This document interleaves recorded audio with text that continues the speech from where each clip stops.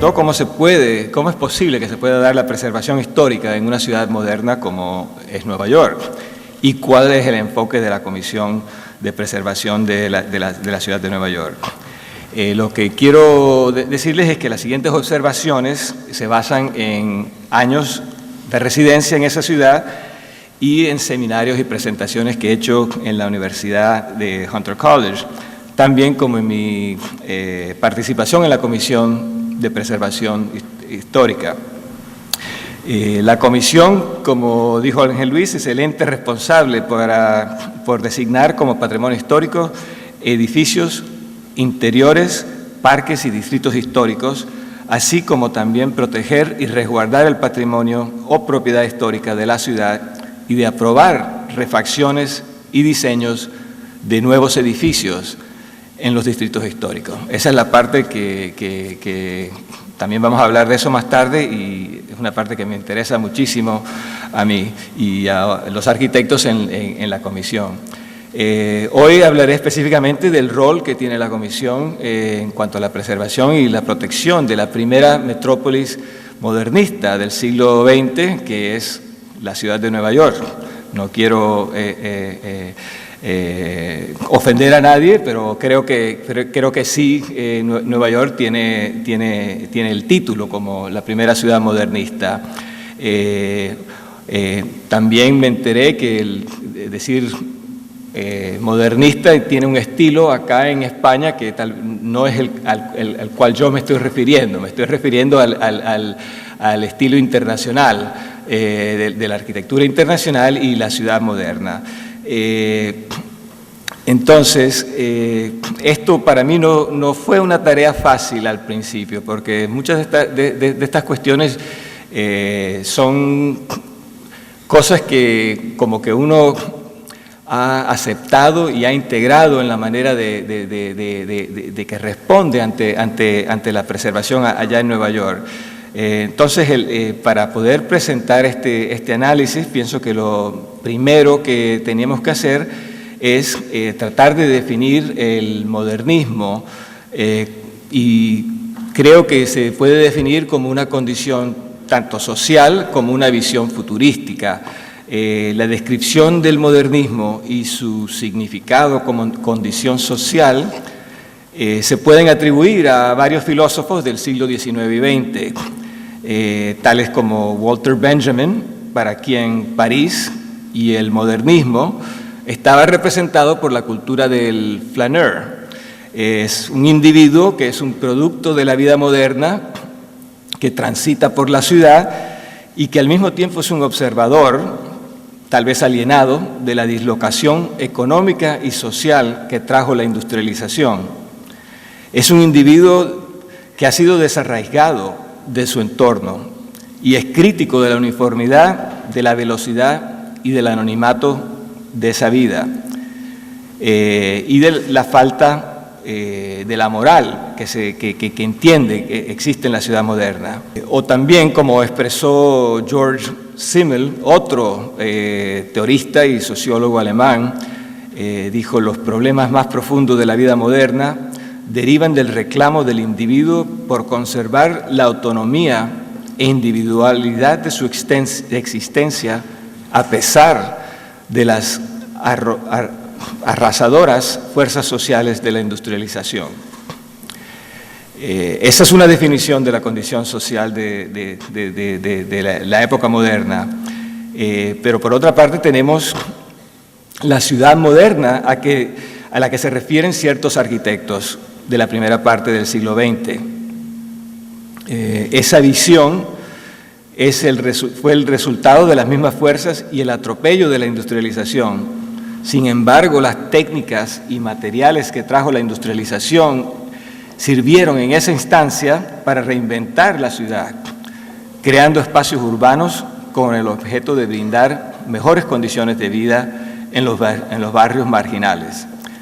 El modernismo, para estos optimistas, se traducía en la utilización de técnicas y estrategias industriales para continuar la transformación de la sociedad, no para acelerarla.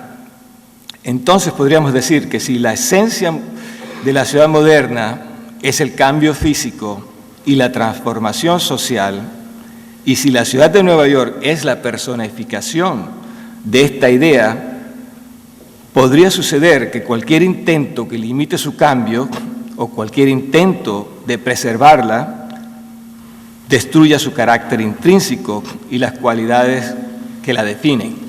Porque esta es una ciudad con una tradición e historia de reinvención en gran escala. Una ciudad que se caracteriza y se define principalmente por su rápido desarrollo físico, una gran concentración de poder y riquezas y un crecimiento de población enorme sostenido por muchos años.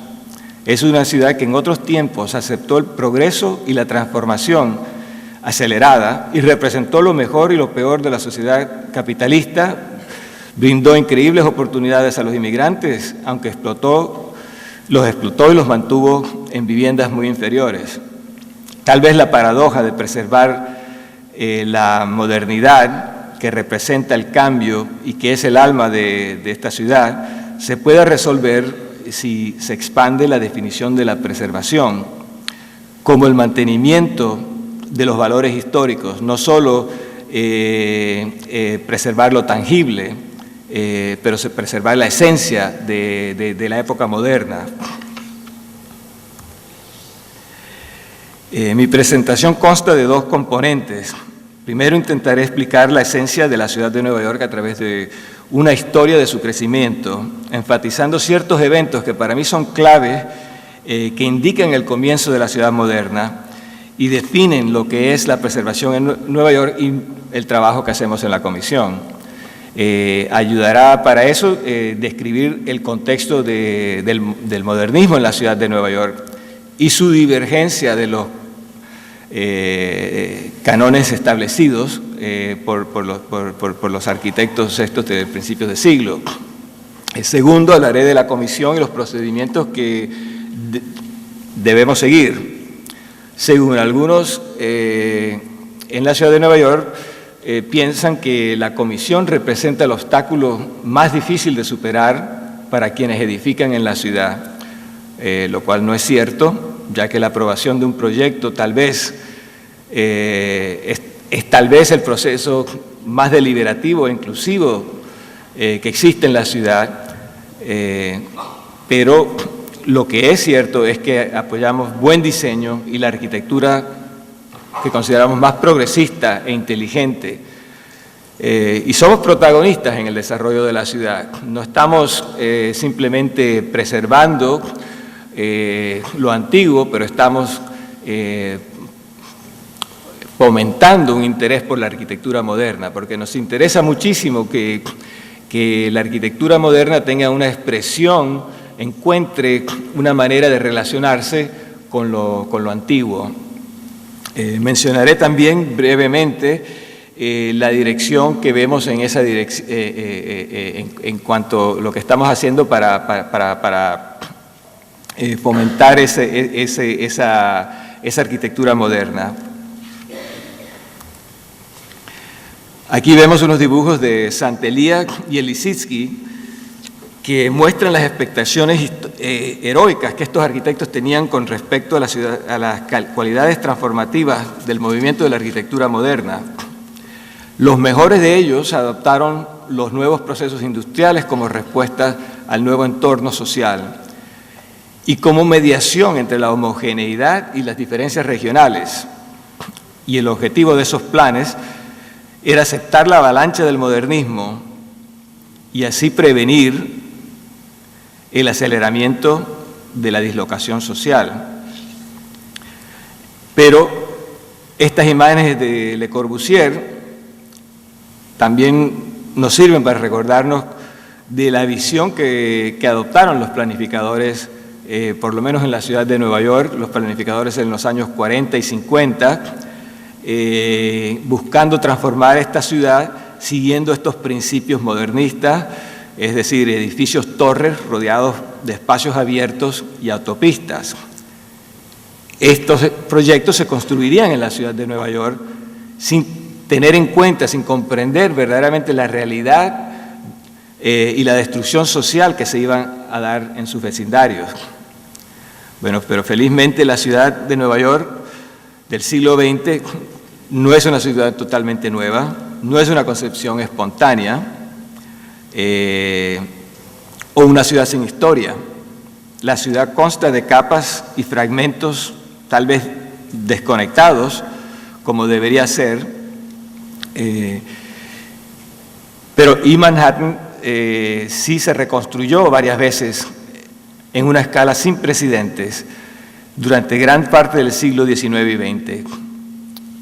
Esa transformación de Manhattan, mecanizada, motorizada y acelerada, afectó a sus ciudadanos y su percepción del futuro.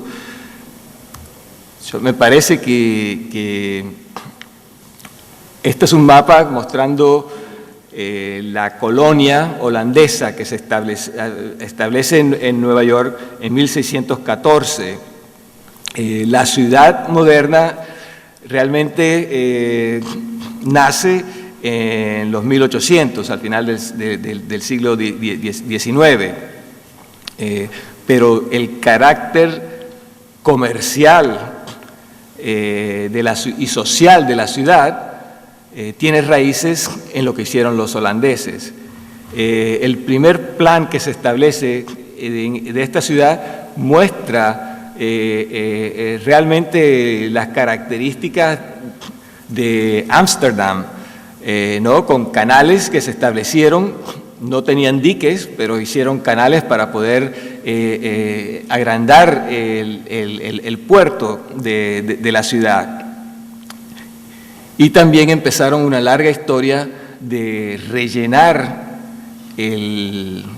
la bahía para agrandar la ciudad. No se expandieron hacia el norte, se quedaron hasta la calle Wall Street, que es el extremo norte de la ciudad en esos momentos. Otra característica de esa época es que por razones económicas y la ciudad no tenía una población demasiado alta. Los holandeses no llegaron a la ciudad de Nueva York con muchos grupos de gente y no había muchos nativos ahí. Compraron la ciudad por el equivalente a $24. Entonces abrieron las puertas de la ciudad a diferentes nacionalidades, diferentes religiones, diferentes grupos étnicos y raciales, que es otra característica de la ciudad de Nueva York. Desde el principio hay una gran diversidad de su población y esto acelera con las grandes olas de inmigrantes que suceden en el siglo XIX y XX. Ahora, bien, uno de los cambios más importantes que se da en la ciudad de Nueva York, bien dramático, que cambió permanentemente la faz de Manhattan, tuvo lugar en 1811, cuando el plan una junta se formó por el Estado de la ciudad, el Estado de Nueva York, para tratar de ver cómo se desarrollaba el resto de la ciudad. Se establecieron 12 avenidas, 155 calles transversales, 60 pies, o sea, más o menos como 20 metros de calles, de ancho de calles, y 2.000 cuadras. El arquitecto Rem Koolhaas ha llamado esta acción un acto de predicción al futuro, ¿no? Lo voy a decir en inglés porque ya el resto de la presentación, excepto por otra parte, va a estar en inglés porque es la manera en que desarrollé esta presentación y he tratado de ir traduciendo, pero me cuesta un poco más la traducción, así que lo que voy a decir de ahora en adelante es en inglés. The architect Rem Koolhaas has called this action the most courageous act of prediction in Western civilization. The land it divides unoccupied, the population it describes conjectural, the buildings it locates phantoms, the activities it frames non-existent. Es decir, el plan totalmente eliminó todos los aspectos naturales de la isla al norte de la calle 14, modificó el terreno y eliminó pueblos que existían en todo lo largo de la isla.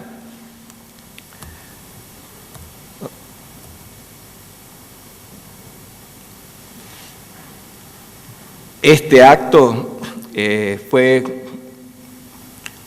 un acto que determinó la característica futura de la ciudad. It was both a blank canvas and an abstract projection of the city that Manhattan could be or needed to be. It changed the island irrevocably, simplified surveying, maximized the number of development parcels, and stamped New York City with a regular and highly efficient pattern of blocks and streets, aptly suited for the organization of the modern city. Y aquí se puede ver cómo simplemente existían las calles, el trazado de las calles, todo estaba por rellenarse con el futuro. As the city grew, population density was intensely concentrated in small geographic areas. New York City becomes overcrowded and overwhelmed by continuous immigration and explosive growth. It is congested and there are serious limits to its growth. Durante esa época, después, como 40 años después, en los años 1850, la ciudad empieza a crecer con las olas de inmigrantes, pero no hay vivienda, no hay donde alojarlos y las condiciones son tremendas, ¿no? Realmente reúne la ciudad todas las condiciones de la ciudad moderna, el congestionamiento, la falta de servicios públicos, todo.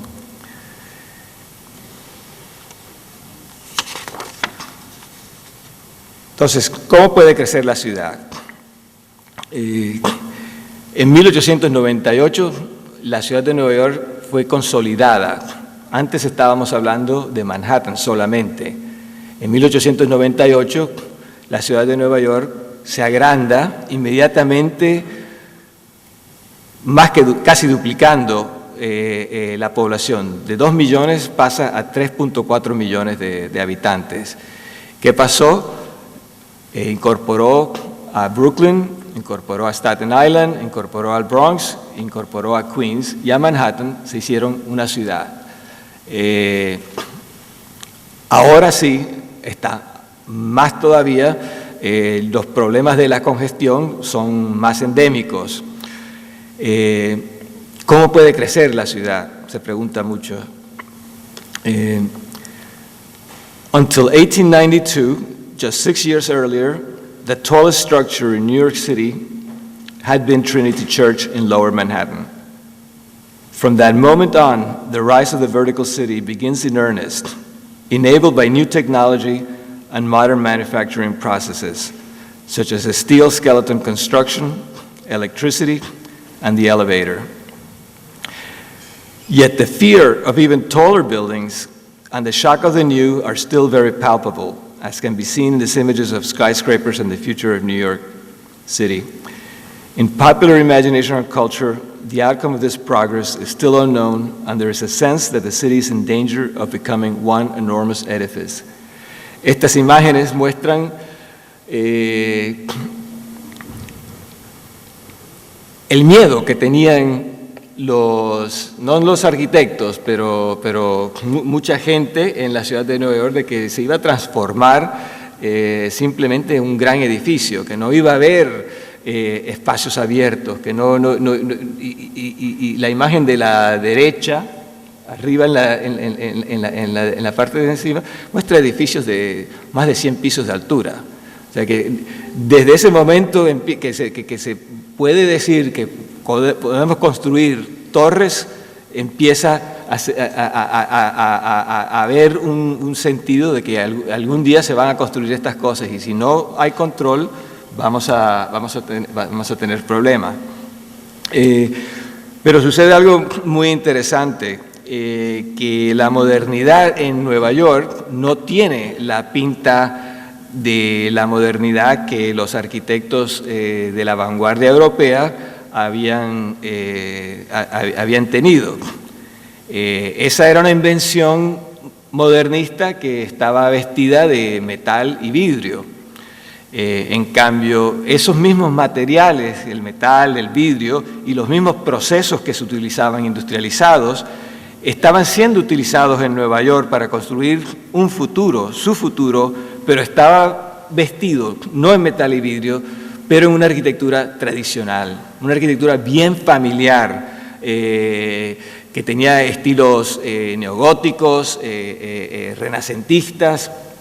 Entonces, era como una manera, tal vez, de prevenir o de hacer familiarizar lo desconocido, hacerlo más propio, ¿no? Y todas estas cosas se permitieron, todos estos edificios se permiten por la invención de la construcción de acero, por el ascensor y por la electricidad.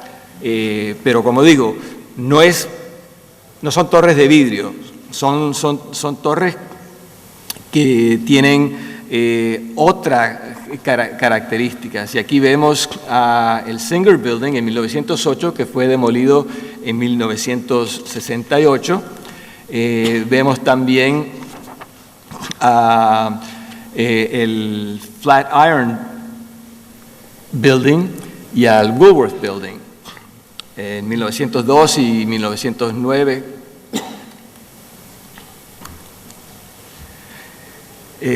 Otro evento que también va a determinar la característica visual de la ciudad moderna en Nueva York ocurre en 1916 a raíz de un edificio que se construye, que es el que se ve a la derecha, que es el edificio Equitable, ¿no? No había controles en ese momento. Cualquiera podía construir, ya tenías la tecnología, podías construir lo más alto posible. Podías construir, como en este caso, un edificio que medía cerca de 500 pies de altura sin tener ningún retiro de la calle. O sea, y eran calles angostas. Este edificio existe todavía y está en el Bajo Manhattan y ocupa una cuadra entera y todas las calles alrededor, excepto una, son de menos de 15 metros, son como de 12 metros, más o menos. Son bien angostas y este edificio de 40 pisos de altura tapó la luz, oscureció todas las propiedades en su entorno, el valor de esas propiedades fue reducido. La ciudad empezó a ver, bueno, hubo exigencias que por favor se hiciera algo. Y en 1916 se establece el primer código de zonificación en los Estados Unidos. El primer código comprensivo que reúne el control de usos de suelo con controles de la forma urbana, y todo respetando lo que se pretendía hacer, era respetar el espacio público que era la calle. Entonces se establece un ángulo, de la mitad de la calle se establece un ángulo y que